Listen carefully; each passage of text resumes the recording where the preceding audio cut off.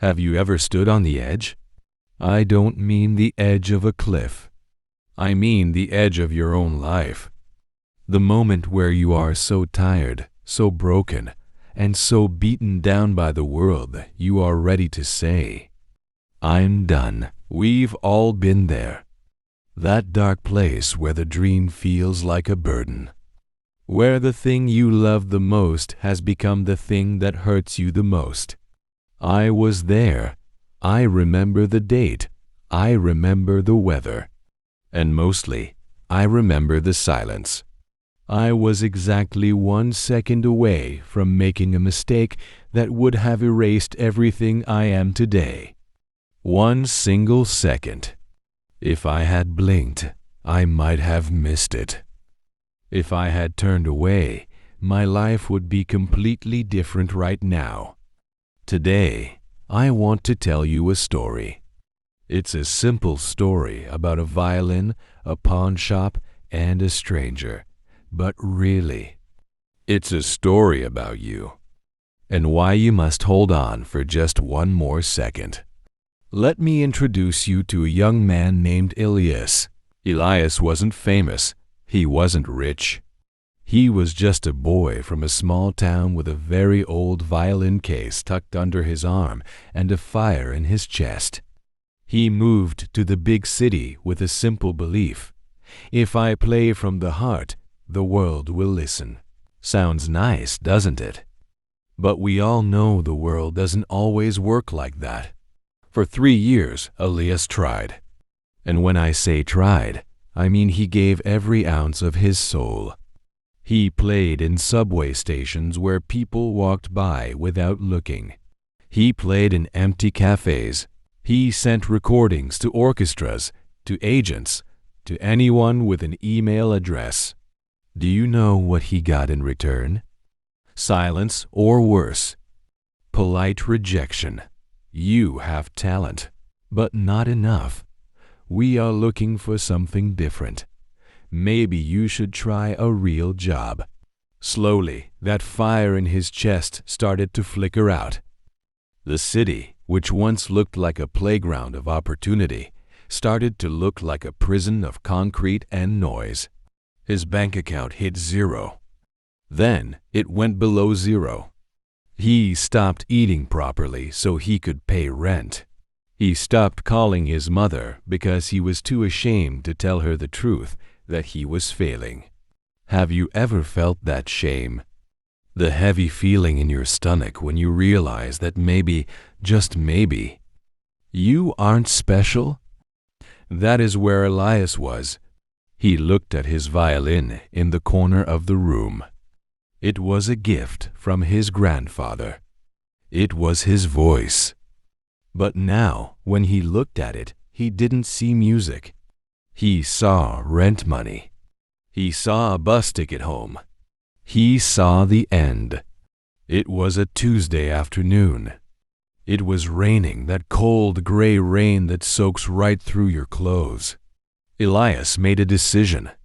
It was the hardest decision of his life. He was going to sell the violin. He was going to take the cash, buy a ticket back to his small town, and get a job at his uncle's hardware store. He was going to quit. He put on his coat. He picked up the case. It felt heavier than usual. It felt like he was carrying a coffin. He walked out into the rain. The city was loud, but his mind was quiet. It was the quiet of defeat. He walked 6 blocks to a pawn shop he had passed 1,000 times, but never entered. The sign above the door buzzed with a flickering neon light. Cash for gold. Quick money. Elias stood outside for a long time. Rainwater dripped from his hair onto his nose. He thought about all the hours he practiced. He thought about the first time he made a sound that made his mother cry tears of joy. It doesn't matter, he whispered to himself. Dreams don't pay for bread. He pushed the door open. Ding-ling. The bell announced his entrance. The shop smelled of dust and old metal. Behind the counter stood a man who looked like he had seen 1,000 dreams die. He didn't smile. He just looked at Elias, then at the case. Buying or selling? The man grunted. Selling, Elias said. His voice cracked. He placed the case on the glass counter. He unzipped it. The velvet lining was worn out, but the wood of the violin glowed under the shop lights. It was beautiful. It was his best friend. The shop owner picked it up. He handled it roughly, plucking a string with a thick thumb. Pling, it sounded dead. I can give you 200, the man said. 200, that was it. 10 years of practice. His grandfather's legacy, his soul. All valued at $200. It was enough for the bus ticket. It was enough to escape. Elias closed his eyes. He felt a tear roll down his cheek.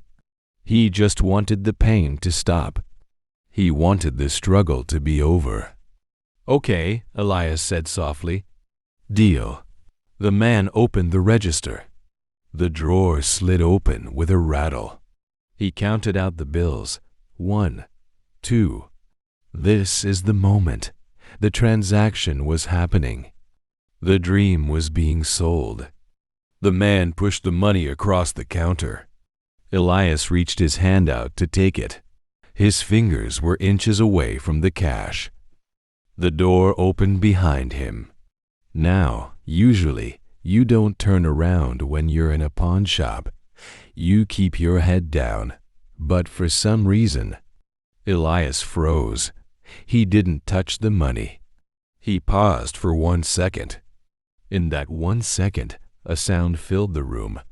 Wow, double quotes, ... It was a small voice. A child's voice. Elias turned his head. Standing there, shaking off a wet umbrella, was a little boy, maybe 7 years old, holding his mother's hand. But the boy wasn't looking at the toys. He wasn't looking at the watches or the video games. He was staring at the violin on the counter. His eyes were wide, like 2 saucers. He was looking at that old piece of wood as if it were the most magical thing in the universe. The boy let go of his mother's hand and stepped closer. He looked up at Elias. Is that yours? The boy asked. Elias swallowed hard. It used to be. The boy reached out a tiny finger and hovered it over the wood, afraid to touch it. Does it sing? ... Elias blinked. What?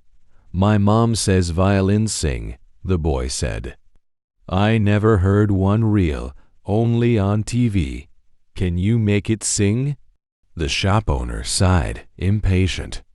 Look, kid, he's selling it. You want the money or not, buddy? ... Elias looked at the greedy face of the shop owner. Then he looked at the crumpled $20 bills on the counter. And then he looked at the boy. The boy was waiting. His eyes were full of something Elias hadn't felt in years. Wonder. In that split second, Elias remembered. He didn't start playing music to get rich. He didn't start playing to be famous. He started playing because music was magic. He started because he wanted to make things sing. If he took that money, the magic would die forever. Elias's hand shook. He looked at the cash. Then he reached past the money and grabbed the violin. No, Elias said. His voice was strong this time. No deal. Double quotes. He picked up the bow. Right there, in the dusty pawn shop, with the rain pounding outside, Elias put the violin to his chin. He didn't play a symphony. He just played a simple melody. A folk song his grandfather taught him.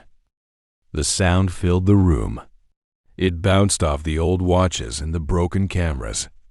It cut through the gloom. The shop owner stopped chewing his gum. The mother stopped checking her phone. And the little boy smiled. A smile so big it lit up the room. Elias finished the song.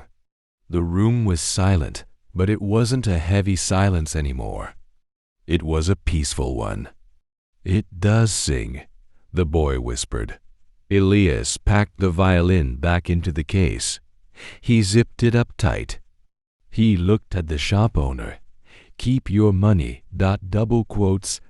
He walked out of the shop. He didn't have a bus ticket. He didn't have rent money. He was still broke. But he wasn't broken.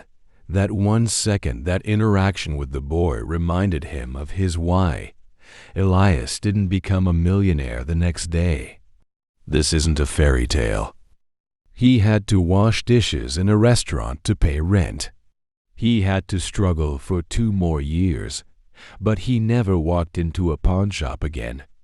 Eventually, he found a group of musicians. They started a band. They found a sound. And today, Elias plays for thousands of people. But he always says that his most important performance wasn't in a concert hall. It was in a dusty pawn shop for an audience of 1. Why did I tell you this? Because right now, you might be standing at that counter. You might be looking at your dream, your business, your art, your relationship, your degree, and thinking, "It's too hard. I'm selling it. I'm walking away." You are tired. I know. The rejection hurts. I know, but listen to me closely. You do not know what tomorrow brings. You do not know who is walking through the door in the next 5 minutes. Success is often hiding right behind the moment you want to quit. That breakthrough, that phone call, that idea, it is often separated from you by just 1 second of faith. If Elias had taken the money 1 second sooner, he would have missed his destiny. So, if you are struggling today, pause. Take a deep breath. Remember why you started. Remember the love, not the struggle. Don't sell your soul for a quick exit. Zan single quotes T trade your magic for a bus ticket home. Wait 1 more second. Fight 1 more day. Because the moment you are about to give up is usually the moment right before the miracle happens. Stay strong. Keep playing. And never, ever let the music die.